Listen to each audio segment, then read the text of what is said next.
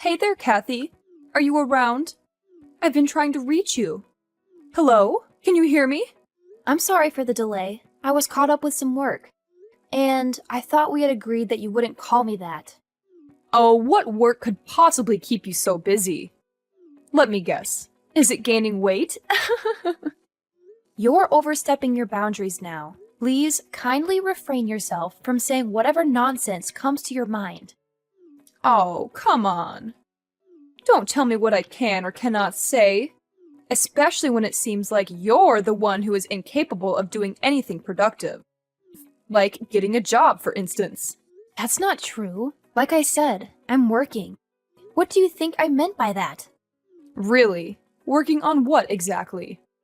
Lying around and stuffing your face with snacks? Can you stop saying such things? It's not nice to make fun of people like that. I don't appreciate it. Well then, why don't you try being useful for a change? Maybe that will improve our relationship. But I am trying. I help you around the house whenever I can. I appreciate you making dishes for us. I even buy you presents whenever I'm out. And I put in a good word for you whenever we have guests. Don't take this the wrong way, but I think you're the one who has to fix her attitude. There you go again with your complaints. You just love being pampered and having people do things for you. But let me tell you something, sweetheart. That's not how the real world works. That's not what I meant at all. Anyway, the reason why I texted you was to ask a favor regarding my son. What is it? It's simple, really. I don't want you around him anymore. What? Why would you say something like that? You heard me right. Stay away from my son. But that's impossible. He's my husband. Why would you want us to separate? You were supportive of our marriage. Yes, that was before I realized he chose someone like you as his wife. You two are completely different. My son is a smart and handsome young man with a bright future ahead of him. He shouldn't be seen with someone like you. That was uncalled for. Do you even realize how hurtful your words are? And let's not forget about your attitude. Honestly, I don't understand what he sees in you. All you seem to be good at is spending his money. Excuse me? Yes, you heard me right. You're always out shopping and spending money left and right. Where do you even get the money from? You don't have a job, so it must be his money that you're spending. That's not true at all. The money is mine. Really now, do you expect me to believe that lie? You don't even have a job. It's not a lie, Amanda. I do have my own source of income. Couldn't you have found some other rich guy to leech off of? Why did it have to be my son? Let me guess. No one else wanted to spend even a penny on you, right? Connor probably felt sorry for you and decided to help out, but you took advantage of his kindness and now plan on living off his money for the rest of your life. That's not true at all. You can't just make assumptions about me like that. I'm not with him for his money. I married him because of who he is as a person. Connor is an amazing guy and an even better husband. He means everything to me, and I love him dearly. Well, we'll see how long that lasts once his bank account dries up. After that, I'm sure you'll leave him in no time flat. Do us all a favor and just end things with him already. He deserves someone better than you. That's ridiculous. There's no way I'm leaving him. But as far as moving out goes, don't worry about it because Connor and I are planning on moving out next month anyway. Wait, what? Connor didn't mention anything about moving out. Are you trying to steal my son away from me? You're the bitch. Ever since I moved in here, you've tried to make my life miserable. You keep looking down on me, call me names, and mock me. This is no way to treat a human being. So I looked up and found a nice apartment we can live in. You wouldn't have to deal with me any longer. Are you happy now? I don't believe this. You really are trying to take him away from me. Mark my words, Kathy. You will regret this. I'll make you pay. Hey, Kathy, where are you? I've been trying to reach you. Hi, Connor. I'm currently at the library. What about you? Where are you? I'm at home right now. Really? That's unusual. You're usually not home this early. I guess I should wrap up here and head home as well. The sooner I get home, the sooner I can start preparing dinner for us. Actually, there's no need for that. Mom already prepared dinner for me. Speaking of Mom, she seemed quite upset today. Did something happen between the two of you? Oh, it's nothing serious. Just the usual disagreements. It seems like your mom still hasn't fully accepted me. Mom mentioned that you were out the whole day today. Is that true? Well, I wasn't gone for that long. And besides, I only come to the library occasionally. Listen, Kathy, I've been doing some thinking and I don't think this is working out between us. We should consider getting a divorce. You understand what I'm saying, right? What? No, I don't understand at all. Why are you suddenly asking for a divorce? Because I don't love you anymore. What do you mean by that? Just last night you told me that I was the light of your life. That was before I found out what happened. Why? What happened? This is all so sudden. Hang on, let me get back. We'll talk about this face to face when I get home, okay?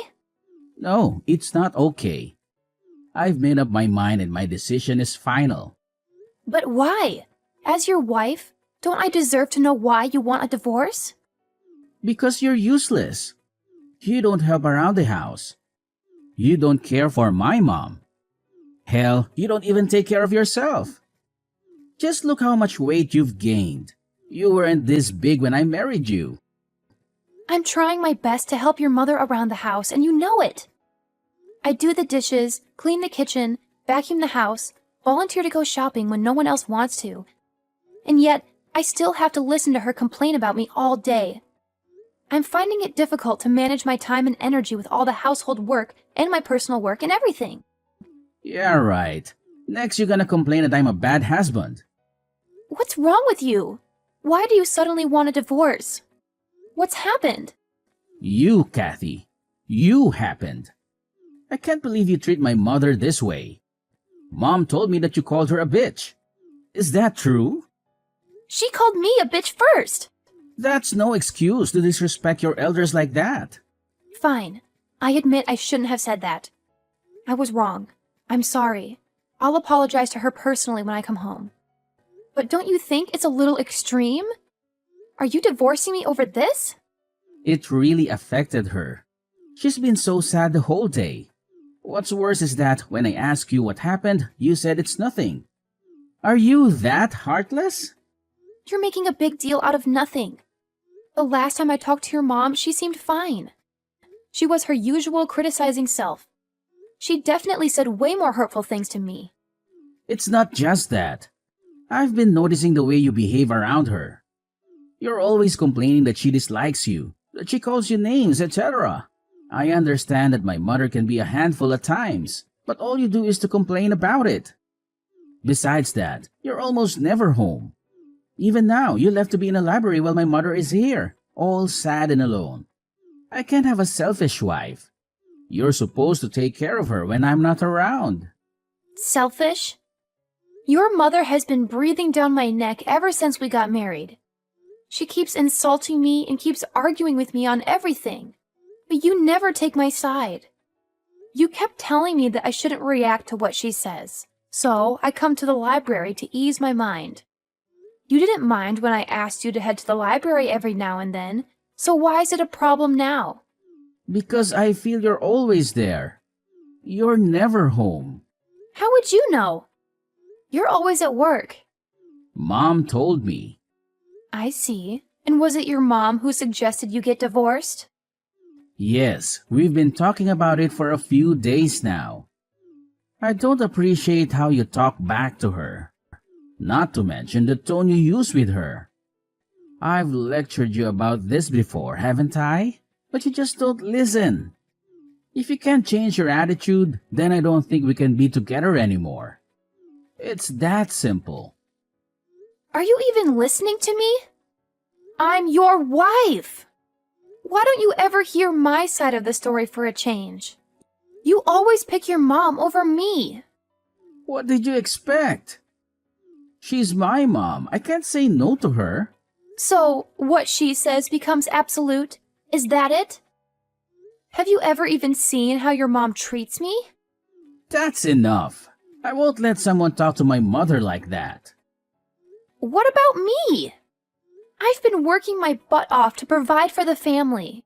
On top of that, I'm helping your mother with the housework. I tried to spend as much time with her as I possibly can.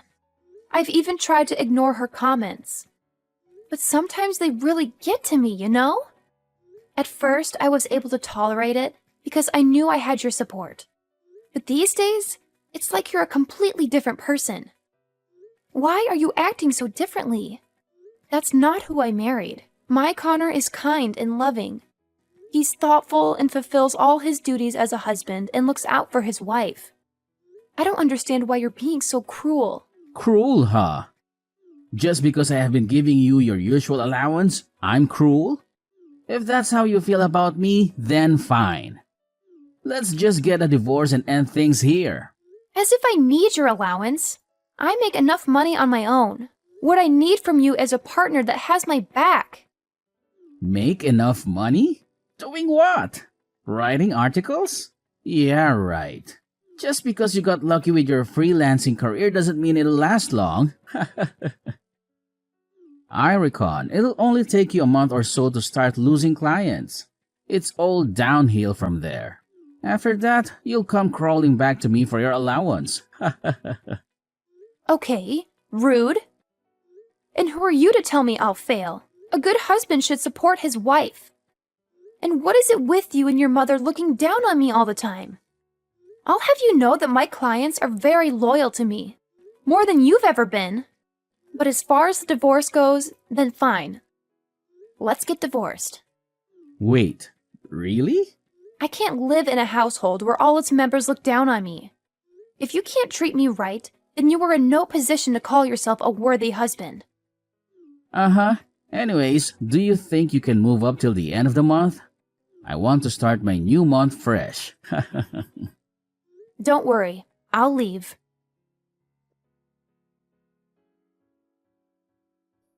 Kathy, it's an emergency. Please. I need you to lend me some money. It's urgent. I'm not helping you pay for your wedding. How did you know? I didn't say what it was for. Your mother contacted me earlier. She tried to guilt-trip me into giving her money. She said it was for your wedding and that I should be happy for you. I turned her down. Look, I'm sorry that I divorced you, okay? I know you probably still have feelings for me, and I understand that. But there just wasn't a future for us, you know. Well, okay, Mr. Delusional. Are you done? I have other important matters to attend. I get that you're jealous of my fiancé. But it's okay. The least you could do is see me happy, right? This is your chance. If this is some messed up way of apologizing, then I'm afraid you're a little late. Please, just listen to me, okay? I never wanted to divorce you. Mom made me. What was I supposed to do? Oppose her? I was young and stupid. I didn't know what to do. It was all her scheming. She wanted us to be divorced so she could set me up with other rich women. Oh, please. It's bad enough you never let me tell your mother how much you really earned. Do you know how much nonsense I had to endure for you? Things like how I'm an incompetent wife and a gold digger. When the truth is that the house is only functioning under my income. I know. I didn't realize how much you were contributing. Now it is hard to manage expenses without your help. I'm sorry. I didn't know what I was thinking. But I really need your help right now. My mom didn't know my salary. She told my fiancé that I make 6 figures a year. Now everyone's expecting me to throw this lavish wedding, but don't have the money for it. I'm already in debt. Then just tell them the truth. If she chooses to still marry you, you'll be a lucky man. Having wives who earn more than you to sustain the house. But please don't blow it with her, too. The wedding is in 2 weeks. If I tell her I'm not what I introduced myself as, she won't marry me. Don't you think she'll find out sooner or later? If not now, then maybe after you guys get married. She might even file for divorce. Or sue you, for that matter. Yes, but by the time we'll already be married. Which means at the time of the divorce, I still get to keep half of the assets. You're a real scumbag.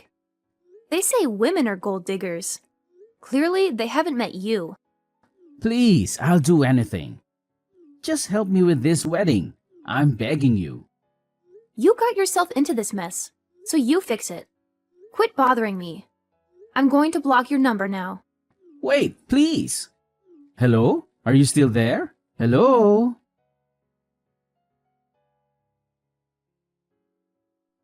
After that, my career really started to take off. I was getting more and more clients who wanted me to write articles for them. I even had to hire a few more employees to keep up with all the orders. I was making more money than I ever dreamed of. I was able to buy a nice apartment in the city, a new car, and some designer clothes. I hadn't started dating anyone yet, but I planned to do it as soon enough. This time I would be looking for someone far more trustworthy and loyal than Connor could ever be. Someone who would love me for who I am and not for how much money I make or how much I weigh. As for Connor, he had to sell his house to pay for the wedding, but that still wasn't enough. He had borrowed a lot of money from his friends and relatives, but he couldn't pay them back. When his fiancée found out he wasn't as wealthy as he said he was, she dumped him immediately. Not only that, but she also sued him for fraud. She claimed that he had lied to her about his financial situation and that he had tricked her into marrying him. She demanded a huge amount of money as compensation. Now that he's homeless and in a lot of debt, both him and his mother have to work several part-time jobs to get food on the table.